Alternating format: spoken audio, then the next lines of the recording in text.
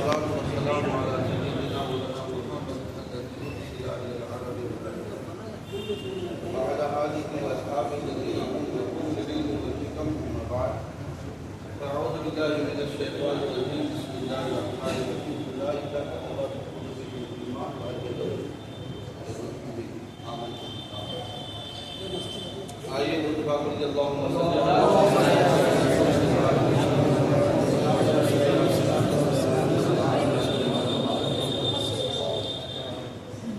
وادی رضا کی پورے ہمارا رضا کا ہے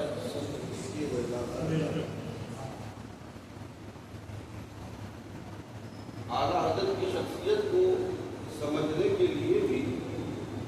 علم اور تقویٰ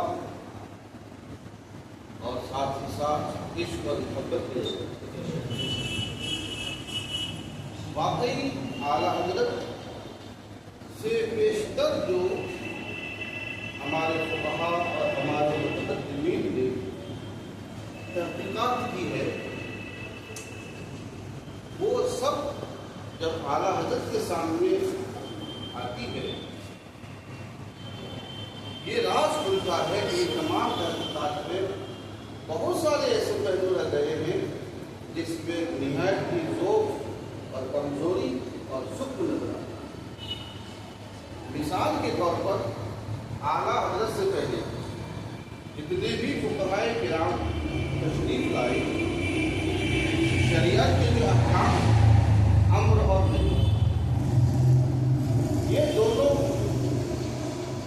احکام شریعہ کا ایک بنیادی حصہ ہے اور پھر اس کے جو ہے مختلف مدارج امر کے مختلف مدارج ہیں یعنی کہ فرض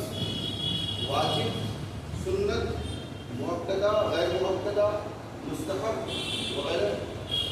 اور نہیں کے بھی مدارج ہیں جیسے حرام مکروہ تحریمی اور مکروہ تنزیہی۔ تو آپ سے بیشتر جتنے بھی فقہائے کرام اور ہمارے علماء اعلام تھے انہوں نے جو امر اور نہیں کے مدارج کو شمار کیا ہے تو کسی نے 7 شمار کیا اور کسی نے 9 شمار کیا اور یہ جو 9 ہے وہ اس طرح سے کہ امر میں واجب فرض واجب 2 سنت مؤکدہ 3 سنت غیر مؤکدہ 4 مستحب 5 امر کے 5 مدارج فقہائے کرام نے لکھے اور ادھر جو ہے نہیں کے مدارج جو فقہائے کرام نے لکھا ہے وہ 3 حرام مکروہ تحریمی اور مکروہ تنزیہی۔ بیچ میں ایک بدل مشترک ہے جس کو مباح کہا جاتا ہے۔ یہ تحقیق جب 5 ادھر 3 ادھر 8 ہو گئے اور ایک کو مشترک ہوا 9 ہو گئے۔ جب یہ تحقیق اعلیٰ حضرت کے سامنے آئی تو آپ نے فرمایا کہ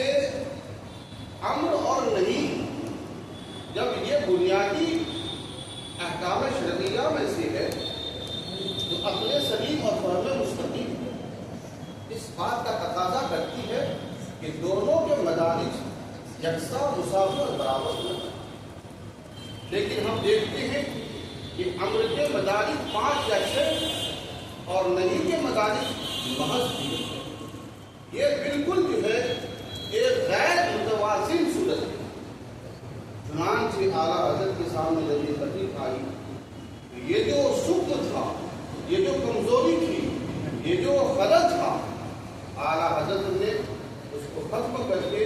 دونوں کے مدارج کو برابر کیا۔ اس طرح سے آپ نے مدارج کو برابر کیا کہ امر کے جو 5 مدارج تھے فرض اس کے مقابلے میں آپ نے حرام کو رکھا اور ادھر جو واجب تھا اس کے مقابلے میں آپ نے ادھر مکروہ تحریمی کو رکھا۔ ادھر جو سنت ہے اس کے مقابلے میں آپ نے سنت مؤکدہ کے مقابلے میں آپ نے اطاعت کو رکھا اور ادھر کے بعد جو سنت غیر مؤکدہ ہے اس کے مقابلے میں آپ نے مکروہ تنزیہی کو رکھا، اور یہاں جو مستحب ہے اس کے مقابلے میں آپ نے خلاف اولا کو رکھا، یعنی 5 مدارج ادھر بھی اور 5 مدارج ادھر بھی۔ اس طرح سے پہلے کے فقہا کی تحریرات اور تحقیقات میں جو ایک سکم تھا،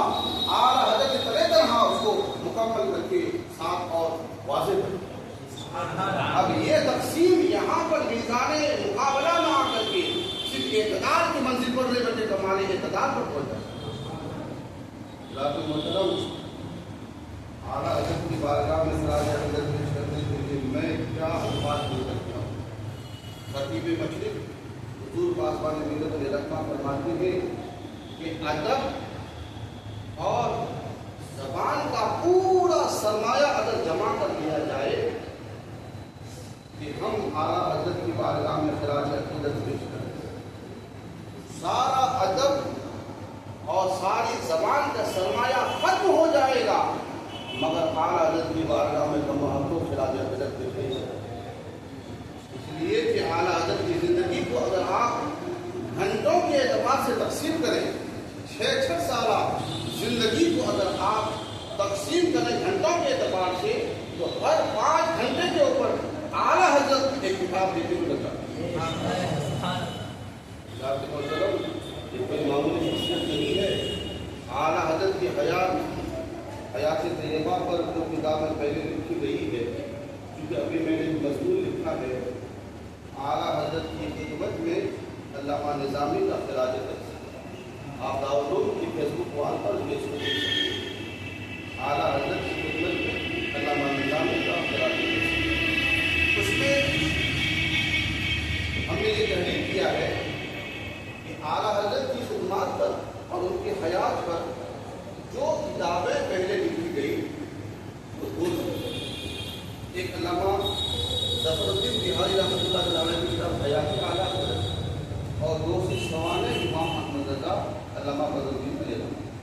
یہ 2 کتاب پہلے جو ہے اعلیٰ حضرت کی حیات میں معرض وجود میں، لیکن جب حضور پاسبان ملت علیہ رحمہ نے معنامہ پاسبان کو نکالا، سب سے پہلے اگر آپ نے کوئی نمبر نکالا تو امام احمد رضا نمبر نکالا، اس کے بعد جتنے بھی نمبرات نکلیں گے صبح قیامت تک ہر نمبر کا اولین درجہ اور اولین ماخذ اور مصدر اگر کسی کو قرار دیا جا سکتا ہے تو وہ علامہ نظامی کے اس نمبر کو قرار دیا جاتا ہے۔ ذاتی محترم، ابھی اس سے بیشتر محب انعام حضرت علامہ مفتی محمد شفیع الحق صاحب رحمۃ اللہ نے بتایا کہ اعلیٰ حضرت کو سب سے پہلے امام ہمارے علامہ نظامی حضور پاسبان ملت میں۔ سوچئے کون سی مقبول گھڑی رہی ہوگی، کون سی وہ ساعت سعید رہی ہوگی، اور و تسکین سے بھلی ہوئی کون سی وہ زبان تھی جس سے وہ لفظ نکلا اور پورے عالم میں اس قدر مقبول اور مشہور۔ آج ہر انسان کی زبان پر امام احمد آ رہا ہے، لہٰذا اس کے ساتھ میں ایک جملہ میں بولنا چاہ رہا تھا، مجھے وہاں نقل کرنا مقصود نہیں تھا، جملہ بولنا مقصود یہ تھا کہ جب تک لوگوں کی زبان پر امام احمد رضا رہے گا اس کے پس منظر میں علامہ نظامی کا ملا۔ اجالے اپنی یادوں کی ہمارے ساتھ رہنے دو، اجالے اپنی یادوں کی ہمارے ساتھ رہنے دو، جانے کی گلی میں زندگی کی شام۔